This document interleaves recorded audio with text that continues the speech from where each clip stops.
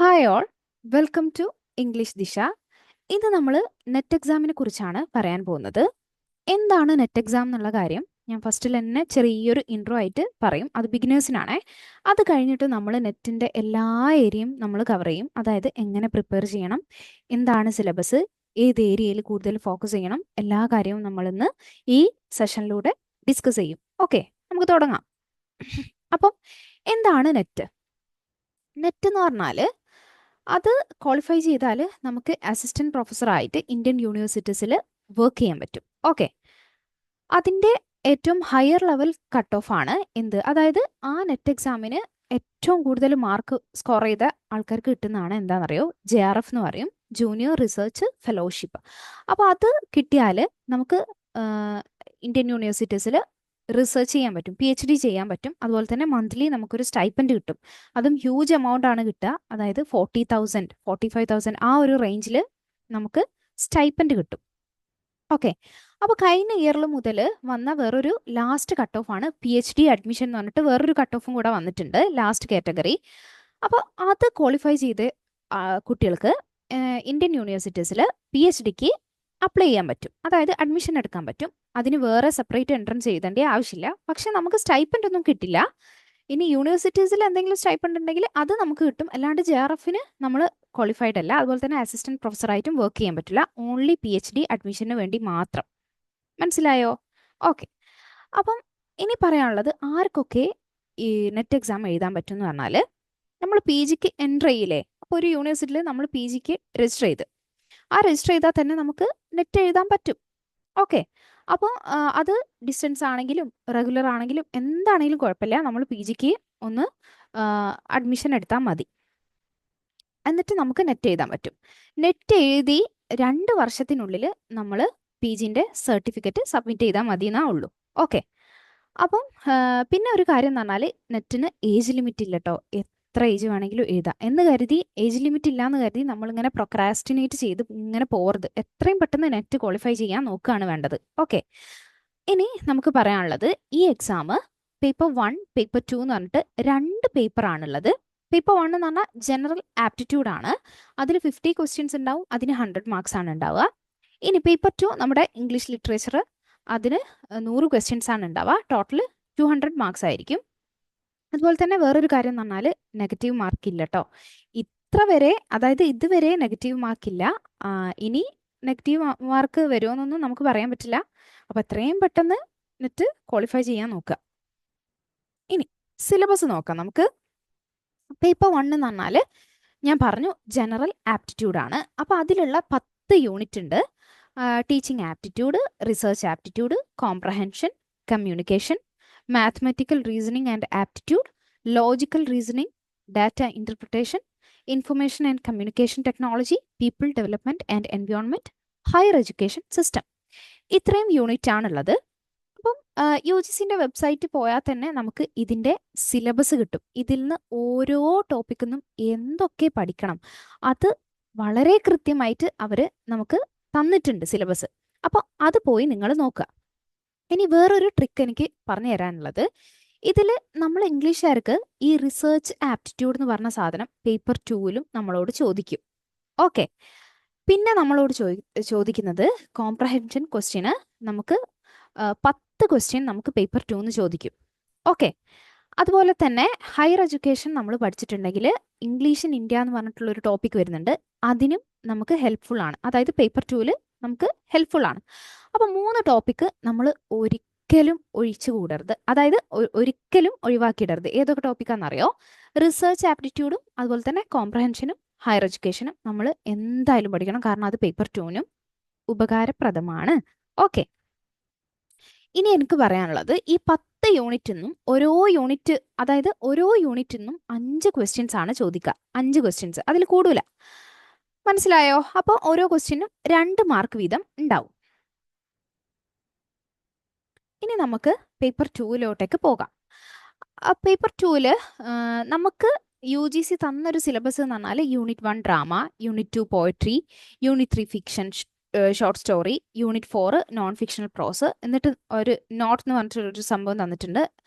ഈ first 4 units നിന്നാണ് comprehension questions വരിക. ഓക്കെ, അങ്ങനെ ഒരു സാധനം പറഞ്ഞിട്ടുണ്ട്. ഇനി unit 5 language, 6 English in India, 7 cultural studies, 8 literary criticism, 9 literary theory, 10 research. ഞാൻ പറഞ്ഞില്ലേ പേപ്പർ 1 റിസർച്ച് ആപ്റ്റിറ്റ്യൂഡ് പഠിച്ചാൽ ഇതിലും നമുക്ക് ഹെൽപ്ഫുൾ ആണ്. അപ്പം നമുക്ക് നല്ലൊരു മാർക്ക് സ്കോർ ചെയ്യാൻ പറ്റും. ഇനി ഈ യൂണിറ്റ് 1 ഡ്രാമ, പോയിട്രി എന്നൊക്കെയാണ് ഇതിൽ തന്നിട്ടുള്ളത്. അപ്പം നമുക്കൊരു ഡൗട്ട് ഉണ്ടാവും, യൂണിറ്റ് 1 ഡ്രാമ, ഏത് ഡ്രാമ, എന്ത് ഡ്രാമ, നമ്മൾ എങ്ങനെയാ പഠിക്കുക? പേപ്പർ 2 പോയിട്രി, ഏത് പോയിട്രി, അങ്ങനെയുള്ളൊരു ചിന്ത നമുക്ക് വരും അല്ലേ? പേപ്പർ 1 ശരിക്കും നമുക്ക് ക്ലിയർ ആയിട്ടുള്ള സിലബസ് അവർ തന്നിട്ടുണ്ട്, ഓരോ ടോപ്പിക്കിൻ്റെ അണ്ടറിൽ എന്തൊക്കെ പഠിക്കണം എന്നുള്ളത്. പക്ഷേ ഇത് നമുക്ക് ഓൺലി നമുക്ക് യൂണിറ്റ് മാത്രമേ തന്നിട്ടുള്ളൂ, അല്ലാണ്ട് ഏത് ഡ്രാമ എന്നൊന്നും നമുക്ക് അറിയില്ല, അവർ നമ്മളോട് പറഞ്ഞിട്ടും ഇല്ല. ഓക്കെ, അപ്പം നമ്മൾ നമ്മുടെ കൺവീനിയൻസിന് വേണ്ടിയിട്ട് നമുക്ക് എങ്ങനെ ടോപ്പിക്ക് വേറൊരു രീതിയിൽ സിലബസ് നമുക്ക് ഫിക്സ് ചെയ്യാം. എങ്ങനെയാണെന്നറിയോ? Module 1 British literature, American literature, പിന്നെ post colonial literature, European literature, Indian literature, അങ്ങനെ നമുക്ക് നമ്മുടെ ഒരു കൺവീനിയൻസിന് വേണ്ടിയിട്ട് സിലബസ് സ്പ്ലിറ്റ് ചെയ്യാൻ പറ്റും. ഇങ്ങനെ സ്പ്ലിറ്റ് ചെയ്താൽ നമുക്ക് സിസ്റ്റമാറ്റിക് ആയിട്ട് പഠിക്കാൻ പറ്റും. ഇപ്പം ബ്രിട്ടീഷ് ലിറ്ററേച്ചർ എടുത്താൽ തന്നെ ഓരോ ഏജ് വൈസ് ആയിട്ട് ഡിവൈഡ് ചെയ്യുക, എന്നിട്ട് ഓരോ ഏജിൻ്റെ അണ്ടറിൽ വരുന്ന റൈറ്റേഴ്സിനെ എടുക്കുക, എന്നിട്ട് അവരുടെ വർക്ക്സ് പഠിക്കുക. അങ്ങനെ സിസ്റ്റമാറ്റിക് ആയിട്ട് പഠിച്ചു പോകാൻ പറ്റും. അല്ലാണ്ട് നമ്മളിപ്പോൾ ഡ്രാമ, പോയിട്രി എന്ന് എടുത്തിട്ടുണ്ടെങ്കിൽ ഡ്രാമ, ഏതൊക്കെ ഡ്രാമ പഠിക്കണം, ഏതൊക്കെ ഏരിയയിൽ നിന്ന് പഠിക്കണം എന്നൊന്നും മനസ്സിലാവില്ല. അതിനേക്കാൾ നല്ലത് ഇങ്ങനെ ഡിവൈഡ് ചെയ്യുന്നതാണ് ടോപ്പിക്ക്. അപ്പോൾ ഒരു ക്ലിയർ ആയിട്ടുള്ള ഐഡിയ കിട്ടിയില്ലേ? ഇത്രയും യൂണിറ്റ്സ് പഠിച്ചു കഴിഞ്ഞാൽ നമുക്ക് നല്ലൊരു മാർക്ക് സ്കോർ ചെയ്യാൻ പറ്റും. കാരണം നെഗറ്റീവ് മാർക്കും കൂടെ ഇല്ലാത്തതിനെ കൊണ്ട് നമുക്ക് അടിപൊളിയായിട്ട് സ്കോർ ചെയ്യാൻ പറ്റും. ഇനി ഞാനൊരു എക്സാമ്പിൾ കാണിച്ചു തരാം. അപ്പം നിങ്ങൾ ഇംഗ്ലീഷ് ലിറ്ററേച്ചർ, അതായത് ഹിസ്റ്ററി ഓഫ് ഇംഗ്ലീഷ് ലിറ്ററേച്ചർ എടുക്കുകയാണെങ്കിൽ തന്നെ നിങ്ങൾ എങ്ങനെയാണെന്നറിയോ പഠിക്കേണ്ടത്? ഫസ്റ്റ് ഓൾഡ് ഇംഗ്ലീഷ് പീരീഡ് എടുക്കുന്നു, ദെൻ അതിൻ്റെ അണ്ടറിൽ വരുന്ന വർക്ക്സ് പഠിക്കുക, എന്നിട്ട് മിഡിൽ ഇംഗ്ലീഷ് പീരീഡ് എടുക്കുക, അതിൻ്റെ അണ്ടറിൽ വരുന്ന സാധനം പഠിക്കുക. അങ്ങനെ renaissance, neo classic, romantic, Victorian, modern, post modern, അങ്ങനെയാണ് നമ്മൾ പഠിച്ചു വരേണ്ടത്. ഓക്കെ, ഇപ്പൊ ക്ലിയർ അല്ലേ? എങ്ങനെയാന്ന് മനസ്സിലായി നിങ്ങൾക്ക്? എങ്ങനെയാണ് പ്രിപ്പയർ ചെയ്യേണ്ടത് എന്നുള്ളൊരു ഐഡിയ നിങ്ങൾക്ക് കിട്ടി. ഇനി ഇമ്പോർട്ടൻറ്റ് ഏരിയാസ് നോക്കാം നമുക്ക്. ഇമ്പോർട്ടൻറ്റ് ഏരിയാസ് എന്ന് പറഞ്ഞാൽ ഇതിൽ നിന്നാണ് കൂടുതൽ ക്വസ്റ്റ്യൻസ് UGC നമ്മളോട് ചോദിക്കുന്നത്. ബ്രിട്ടീഷ് ലിറ്ററേച്ചർ ആണ് ഫസ്റ്റ്. അപ്പം നിങ്ങൾ ഒരിക്കലും ഈ ടോപ്പിക് ഒഴിവാക്കരുത്. ബ്രിട്ടീഷ് ലിറ്ററേച്ചർ മസ്റ്റ് ആയിട്ട് പഠിച്ചിരിക്കണം. ദെൻ നിങ്ങൾ ഫോക്കസ് ചെയ്യേണ്ടത് ഇന്ത്യൻ ലിറ്ററേച്ചർ ആണ്. അടുത്തത് ലിറ്റററി തിയറി ആണ്, എന്നിട്ട് ലിറ്റററി ക്രിറ്റിസിസം, അത് കഴിഞ്ഞിട്ടാണ് അമേരിക്കനും പോസ്റ്റ് കൊളോണിയലും റിസർച്ചും ഒക്കെ വരുന്നത്. ബാക്കിയുള്ള മൈനർ ടോപ്പിക്സ് ഒക്കെ നല്ലതാണ്, പഠിച്ചിട്ടുണ്ടെങ്കിൽ എന്താ പറയുക, നല്ലതാണ്, ഒരു കുഴപ്പമില്ല. പക്ഷെ അതിൽ നിന്ന് 2-3 ക്വസ്റ്റ്യൻസ് ഒക്കെ ആണ് ചോദിക്കുക എന്ന് കരുതി അത് ഒഴിവാക്കണം എന്നല്ല ഞാൻ പറയുന്നത്. അതും പഠിക്കണം. പക്ഷേ ഫസ്റ്റ് നമ്മൾ ഇപ്പം നെറ്റിന് 2 മാസം ബാക്കിയുള്ളൂ എന്ന് വിചാരിക്കാം. അപ്പം നമ്മൾ ഫസ്റ്റ് തന്നെ ആ ചെറിയ ടോപ്പിക് എടുത്തല്ല പഠിക്കേണ്ടത്. നമ്മൾ ഫസ്റ്റ് ഫോക്കസ് ചെയ്യേണ്ടത് ബ്രിട്ടീഷ് ലിറ്ററേച്ചറാണ്, ഇന്ത്യൻ ലിറ്ററേച്ചറാണ്, ലിറ്റററി തിയറിയാണ്. അപ്പം ഞാൻ പറഞ്ഞത് നിങ്ങൾക്ക് മനസ്സിലായില്ലേ? എന്താണ് ഫോക്കസ് ചെയ്യേണ്ടതെന്ന് നിങ്ങൾക്ക് മനസ്സിലായില്ലേ? അപ്പോൾ ഈ ഒരു ഏരിയാസിൽ നിങ്ങൾ കറക്റ്റ് അടിപൊളിയിൽ ഫോക്കസ് ചെയ്ത് പഠിക്കുക. അങ്ങനെയാണെങ്കിൽ നിങ്ങൾക്ക് കട്ട് ഓഫിലോട്ട് എത്താൻ പറ്റുന്നതാണ്. അതുപോലെ തന്നെ എത്ര ക്വസ്റ്റ്യൻസ് ഓരോ ടോപ്പിക്കിൽ നിന്ന് 2024 ചോദിച്ചിട്ടുണ്ട് എന്ന് നമുക്ക് ചെക്ക് ചെയ്യാം. ലിറ്റററി ക്രിറ്റിസിസത്തിൽ നിന്ന് 3 ക്വസ്റ്റ്യൻ ആണ് ചോദിച്ചത്. അതുപോലെ തന്നെ ബ്രിട്ടീഷ് ലിറ്ററേച്ചറിന് 23 ക്വസ്റ്റ്യൻസ് ചോദിച്ചിട്ടുണ്ട്. അപ്പം നിങ്ങൾ നോക്കൂ, 100-ൽ 23 ക്വസ്റ്റ്യൻസ് ബ്രിട്ടീഷ് ലിറ്ററേച്ചറിനാണ്. ഇന്ത്യൻ ലിറ്ററേച്ചറും ഒട്ടും മോശമല്ല, 21 ക്വസ്റ്റ്യൻസ് ഉണ്ട്. അപ്പോൾ ഇത് രണ്ടും കൂട്ടിയാൽ തന്നെ 15 അടുത്ത് നമുക്ക് ക്വസ്റ്റ്യൻസ് ക്രാക്ക് ചെയ്യാൻ പറ്റും. അതുപോലെ തന്നെ ലിറ്റററി തിയറി, ഈ 3 ടോപ്പിക്ക് പഠിച്ചാൽ തന്നെ നമുക്ക് കട്ട് ഓഫിലോട്ട് എത്താൻ പറ്റും എന്ന് കരുതി ബാക്കി ഒഴിവാക്കണം എന്നല്ല ഞാൻ പറയുന്നത്. ഓക്കെ, എല്ലാം നമ്മൾ പഠിക്കണം. പക്ഷെ ഫോക്കസ് ചെയ്യേണ്ടത് ബ്രിട്ടീഷും ഇന്ത്യനും തിയറിയും. അതുപോലെ തന്നെ റിസർച്ചിൽ നിന്ന് 6 ക്വസ്റ്റ്യൻസ് ചോദിച്ചിട്ടുണ്ട്. പിന്നെ കമ്പാരിറ്റീവ് ലിറ്ററേച്ചറിന് ഇപ്പോൾ പുതിയ സാധനം വരുവാണ്. കമ്പാരിറ്റീവ് ലിറ്ററേച്ചറിന് 8 ക്വസ്റ്റ്യൻ ചോദിച്ചിട്ടുണ്ട്. അതുപോലെ തന്നെ ലിറ്റററി ടേംസ് നിന്ന് 9 ക്വസ്റ്റ്യൻസ് ചോദിച്ചിട്ടുണ്ട്. അപ്പോൾ അതൊക്കെ ഫോക്കസ് ചെയ്ത് പഠിക്കാം. ഈ 2 ക്വസ്റ്റ്യൻ ചോദിച്ച സ്ഥലത്ത് നിന്ന് ഇനി ഒരു 5-6 ക്വസ്റ്റ്യൻ ഒക്കെ ചോദിക്കാൻ ചാൻസ് ഉണ്ട്. അപ്പോൾ ഒരു ടോപ്പിക്കും നിങ്ങൾ ഒഴിവാക്കി കളയരുത്. മനസ്സിലായോ? ഇനി കട്ട് ഓഫ് നോക്കാം നമുക്ക്. ജൂൺ 2024 വന്ന കട്ട് ഓഫ് ആണിത്. പക്ഷെ അത് പെർസെൻറ്റൈലായിരുന്നു വന്നത്. ഞാനത് മാർക്കിലോട്ട് കൺവേർട്ട് ചെയ്തതാണ്, ഒരു അസംഷൻ വെച്ചിട്ട് കൺവേർട്ട് ചെയ്തതാണ്. ഇനി നമ്മൾ പെർസെൻറ്റേജ് കട്ട് ഓഫ് എങ്ങനെയാണ്, പെർസെൻറ്റൈൽ കട്ട് ഓഫ് എങ്ങനെയാണ് അതിൻ്റെ ഡിഫറൻസ് എന്നൊക്കെ പറഞ്ഞിട്ട് നമ്മൾ വേറൊരു വീഡിയോ ഒക്കെ ചെയ്യും. അപ്പോൾ അതിലൂടെ നിങ്ങൾക്ക് അത് മനസ്സിലാക്കാം. ഇപ്പം ജസ്റ്റ് നിങ്ങൾക്ക് നെറ്റ് കിട്ടാൻ വേണ്ടി നിങ്ങൾ എത്ര ക്വസ്റ്റ്യൻസ് ക്രാക്ക് ചെയ്യണം, എത്ര ക്വസ്റ്റ്യൻസ് ശരിയാക്കണം, എത്ര ക്വസ്റ്റ്യൻസ് ശരിയാക്കണം എന്നുള്ള കാര്യം ഞാൻ പറഞ്ഞുതരാം. ഇപ്പൊ നോക്ക്, ജനറൽ കാറ്റഗറി എടുത്തിട്ടുണ്ടെങ്കിൽ JRF 204 സ്കോർ വരുന്നത്. അതുപോലെ തന്നെ നെറ്റ് 177. OBC എടുത്തിട്ടുണ്ടെങ്കിൽ 193, 160. നോക്ക് നിങ്ങൾ. അതുപോലെ തന്നെ SC/STയും EWS ഒക്കെ നിങ്ങൾ നോക്കുക. SC/ST OBCന്റെയും ജനറലിന്റെ OBCന്റെ EWSന്റെ ഒക്കെ താഴോട്ടേക്കാണ് SC/ST വരുന്നത്. അപ്പോൾ പിന്നെ EWS ഉണ്ട് 195, 162 ഒക്കെ നിങ്ങൾ കണ്ടില്ലേ. അപ്പൊ ഞാൻ പറഞ്ഞുതരാം. ഇപ്പൊ പേപ്പർ 1 50 ക്വസ്റ്റ്യൻസ് ആണ് ഉള്ളത്. അപ്പൊ നമുക്ക് നെറ്റിലോട്ടും JRFലോട്ടും എത്തണമെങ്കിൽ ഇപ്പൊ ജനറൽ കാറ്റഗറി ആണെങ്കിൽ 50ന്ന് ഒരു 40 ക്വസ്റ്റ്യൻസ് മിനിമം നിങ്ങൾ ശരിയാക്കണം, നിർബന്ധമാണ്. 40 ക്വസ്റ്റ്യൻസ് എങ്കിലും നിങ്ങൾ ശരിയാക്കണം. അതുപോലെ തന്നെ OBCക്കാരോട് പറയാനുള്ളത്, നിങ്ങൾ 50 ക്വസ്റ്റ്യൻസ് നിങ്ങൾ എന്ത് ചെയ്യണം, 30 to 35 ആ റേഞ്ചിൽ ക്വസ്റ്റ്യൻസ് ക്രാക്ക് ചെയ്യണം. ബാക്കി എല്ലാ കാറ്റഗറിയും അതിന്റെ കുറച്ച് താഴെ. EWSകാരും OBCക്കാരും ഏകദേശം ഒരേപോലെ തന്നെയാണ് വരുന്നത്, കട്ട് ഓഫ് വരുന്നത് 2-3 മാർക്കിന്റെ വ്യത്യാസമുള്ളൂ. അപ്പൊ അവരും അതുപോലെ തന്നെ നോക്കണം. SC/STക്കാർ അതിന്റെ കുറച്ച് താഴെ, അതായത് 27 ആ റേഞ്ച് ക്വസ്റ്റ്യൻസ്, 27 to 30. എന്നാലും എല്ലാവരും 30 സ്കോർ ചെയ്യാൻ, 30ന്റെ താഴോട്ട് പോവുകയേ ചെയ്യരുത്. ഓക്കെ, മനസ്സിലായോ? ഇനി പേപ്പർ 2ലോട്ടേക്ക് വരുമ്പം നിങ്ങൾ 100 ക്വസ്റ്റ്യൻസ് ആണുള്ളത്. അപ്പം മിനിമം ഒരു 60 ക്വസ്റ്റ്യൻസ് ശരിയാക്കാൻ നോക്കുക. ഓക്കെ, അതുപോലെ തന്നെ ജനറലാര് ഒരു 70എങ്കിലും ക്വസ്റ്റ്യൻസ് ശരിയാക്കാൻ നോക്കണം. എന്നാലാണ് നെറ്റിലോട്ടേക്ക് JRFലോട്ടേക്ക് എത്താൻ പറ്റുള്ളൂ. മാക്സിമം നമ്മൾ സ്കോർ ചെയ്യാൻ നോക്കുക. അല്ലാണ്ട് ജസ്റ്റ് 30 കിട്ടി അപ്പോൾ കട്ട് ഓഫിൽ വരുമായിരിക്കും, അങ്ങനെ ടെൻഷൻ അടിക്കേണ്ട ഒരു ആവശ്യമില്ല. കാരണം നമ്മൾ ആദ്യം ഒരു 35 ക്വസ്റ്റ്യനും 40 ക്വസ്റ്റ്യനൊക്കെ ശരിയാക്കാൻ നമ്മൾ സേഫ് സോണിലാണ്. അപ്പം നമ്മൾ ആ ഒരു രീതിയിലാണ് പ്രിപ്പറേഷൻ നടത്തേണ്ടത്. പിന്നെ കട്ട് ഓഫ് December 2024 കഴിഞ്ഞ കട്ട് ഓഫ് നോക്കിക്കേ, കുറച്ചുകൂടെ കൂടി കട്ട് ഓഫ്. അപ്പം ഞാൻ പറഞ്ഞു വന്നത്, ഇനി കട്ട് ഓഫ് കൂടാനാണ് ചാൻസ് ഉള്ളൂ, ഒരിക്കലും കുറയൂല. അപ്പൊ കൂടി വരുവാളൂ. കാരണം കോമ്പറ്റീഷൻ കൂടുതലാണ്, ആൾക്കാരുടെ എണ്ണം കൂടുതലാണ്, എഴുതുന്ന കുട്ടികൾ. അപ്പൊ കോമ്പറ്റീഷൻ ഉണ്ട്. അപ്പൊ എന്തായാലും കട്ട് ഓഫ് കൂടും. മനസ്സിലായോ? അപ്പൊ എല്ലാവരും അടിപൊളിയായിട്ട് പ്രിപ്പയർ ചെയ്യാം. അപ്പൊ എനിക്ക് പറയാനുള്ളത്, ഡെയിലി ഇപ്പോൾ 6-7 മണിക്കൂറൊന്നും പഠിക്കണം എന്ന് ഞാൻ പറയില്ല.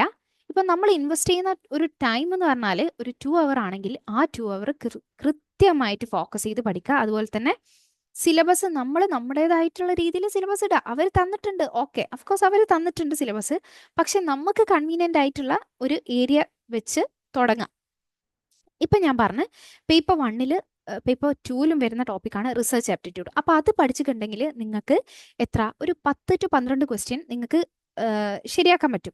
അതുപോലെ തന്നെ കോംപ്രഹെൻഷൻ ആണെങ്കിൽ 10 ക്വസ്റ്റ്യൻ നിർബന്ധമായിട്ടും പേപ്പർ 2 ചോദിക്കും. അതിൽ 10 ക്വസ്റ്റ്യൻ, അതിൽ കൂടെയില്ല കുറയില്ല, 10 ക്വസ്റ്റ്യൻ എന്തായാലും പേപ്പർ 2 ചോദിക്കും. അതുപോലെ തന്നെ 5 ക്വസ്റ്റ്യൻ എന്തായാലും പേപ്പർ 1 കോംപ്രഹെൻഷൻ ചോദിക്കും.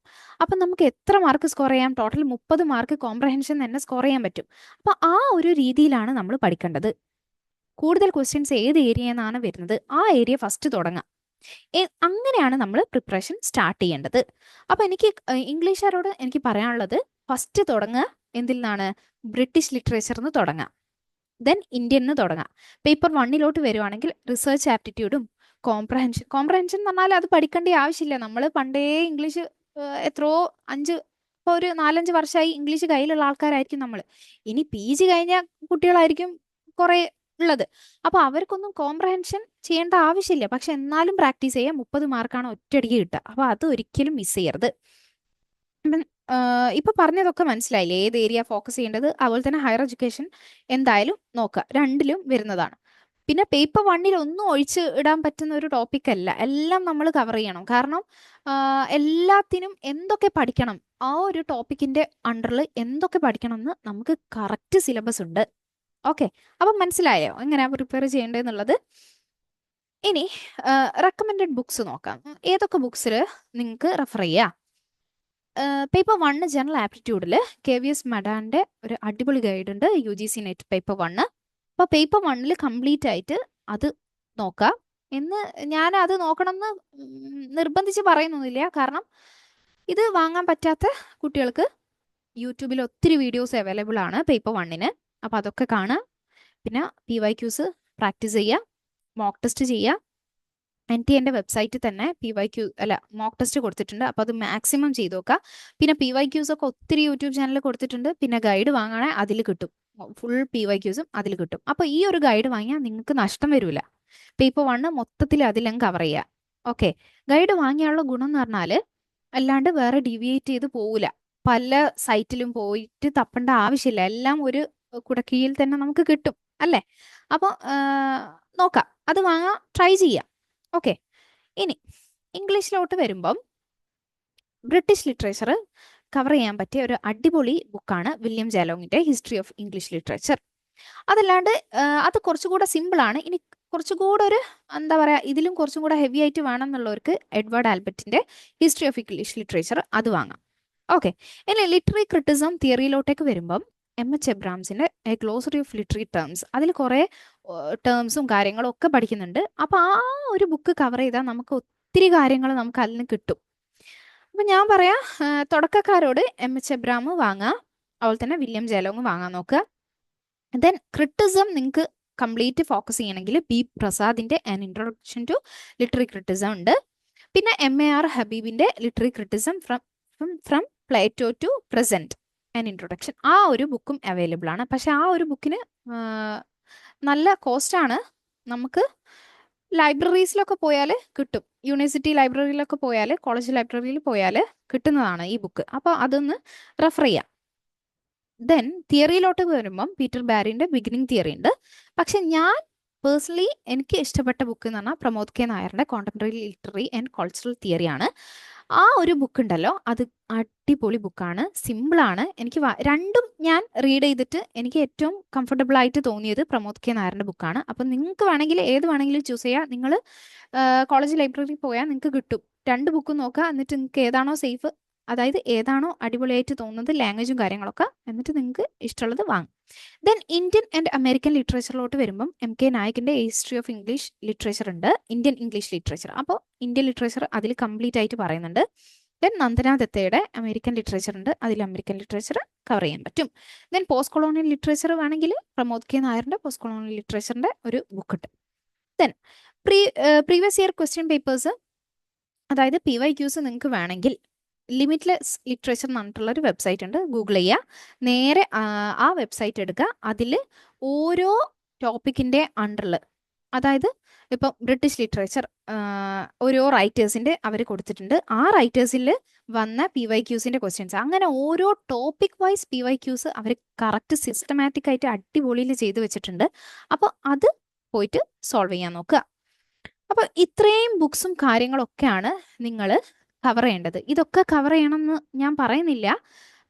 എന്തായാലും ബിഗിനേഴ്സിന് നല്ലൊരു സ്റ്റാർട്ടിങ് കിട്ടണമെങ്കിൽ എന്തായാലും ഈ ബുക്സ് നോക്കുക. അല്ലാത്തൊരു PG ഒക്കെ കഴിഞ്ഞവരാണെങ്കിൽ എന്തായാലും ലിറ്ററേച്ചർ കയ്യിലുണ്ട്, ഹിസ്റ്ററിയും കാര്യങ്ങളൊക്കെ കയ്യിലുള്ളവരായിരിക്കും.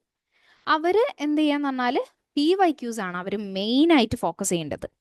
PYQs ചെയ്യാണ്ട് പോകണ്ട മക്കളെ, പിന്നെ നെറ്റ് എഴുതാൻ പോവണ്ട, അത്ര എനിക്ക് പറയാനുള്ളൂ.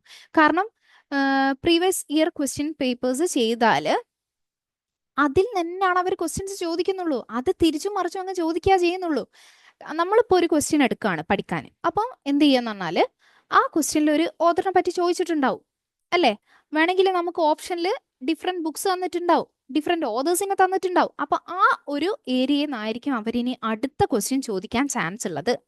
അപ്പം നമ്മൾ എന്ത് ചെയ്യാന്ന് പറഞ്ഞാൽ ഒരു ക്വസ്റ്റ്യൻ എടുക്കുക, ആ ക്വസ്റ്റ്യനിന്ന് മാക്സിമം ഇൻഫോർമേഷൻ കളക്ട് ചെയ്യാൻ നോക്കുക. ഓക്കെ, ഡിഫറെൻറ്റ് അതിൽ തന്ന വർക്ക്സും കാര്യങ്ങളും ഒക്കെ എഴുതിയെടുക്കുക. എന്നിട്ട് ആ ഒരു രീതിയിലുള്ള പ്രിപ്പറേഷനാണ് നമുക്ക് വേണ്ടത്. മനസ്സിലായില്ലേ? അപ്പം അങ്ങനെയാണ് പ്രിപ്പയർ ചെയ്യേണ്ടത്. അപ്പം എല്ലാവർക്കും എന്താണ് പഠിക്കേണ്ടത്, ഏതിലാണ് കൂടുതൽ ഫോക്കസ് ചെയ്യേണ്ടതെന്നൊക്കെ മനസ്സിലായിട്ടുണ്ടാവും. പിന്നെ സ്കോറിൻ്റെതും നമ്മൾ പറഞ്ഞ എത്ര സ്കോർ ചെയ്യണം എന്നുള്ള കാര്യം. അപ്പം മൊത്തത്തിൽ നമ്മൾ ഒരു ഓവർവ്യൂ നിങ്ങൾക്ക് നെറ്റിനെ കുറിച്ച് തന്നിട്ടുണ്ട്. ഓക്കെ, അപ്പോൾ എല്ലാവർക്കും മനസ്സിലായി എന്ന് വിചാരിക്കുകയാണ്. ഇനി നമ്മുടെ ഇംഗ്ലീഷ് ദിശയിൽ ഇപ്പം അഡ്മിഷൻ സ്റ്റാർട്ട് ചെയ്തിട്ടുണ്ട്. നല്ല ക്വാളിറ്റി ക്ലാസ്സസും മോക്ക് ടെസ്റ്റും പേഴ്സണൽ മെൻറ്ററിങ്ങും എല്ലാം അവൈലബിൾ ആണ്.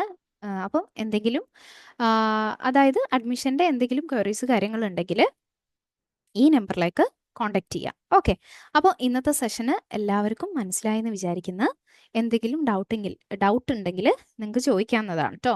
നമ്മുടെ നമ്പറിലേക്ക് കോൺടാക്ട് ചെയ്യാം. അതുപോലെ തന്നെ നിങ്ങൾക്ക് വേണമെങ്കിൽ കമൻറ്റ് ചെയ്യാം. എല്ലാം ഓക്കെ, അപ്പോൾ എല്ലാവർക്കും നെറ്റൊക്കെ കിട്ടട്ടെ എന്ന് ആത്മാർത്ഥമായി പ്രാർത്ഥിക്കുകയാണ്. Okay, thank you.